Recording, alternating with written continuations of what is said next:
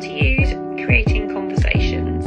Planning speech and dialogue can be really tricky. In extended narratives, it's really easy for this to be left as a bit of an afterthought, with children having to decide who's speaking, what they're saying, how they're saying it, and accurately punctuate it as they write. A tool like Creating Conversations eases that cognitive load by breaking that process up into more manageable steps. I'm going to use an example here from one of our newest writing groups in Year 4, Riddle of the Rooms.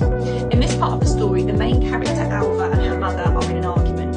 Alva, a young Viking girl and an aspiring detective, has snuck out in the middle of the night to look for clues, and her mother, Brianna, is not best pleased. The best way to start off dialogue planning is always through role playing, so we're going to imagine here that the children have first acted out this scene in role as these two characters, collecting ideas for what they might have said in their argument. This can then go into the speech bubbles. So here, Alva's mother, Brianna, might say, "Are you out of your mind? You could have been killed." And Alva might respond with, "You're not being fair. Fen was with me the whole time." Fen is her wolf companion. Now what this allows us to do is to then focus on the next stage, which is how those words are spoken. Perhaps starting off with a focus on synonyms for said. So perhaps talking about ideas like yelled, argued, retorted. But in this instance, we're going to go with hissed for Brianna. And for Alva's synonym for said, we're going to choose argued or argued back.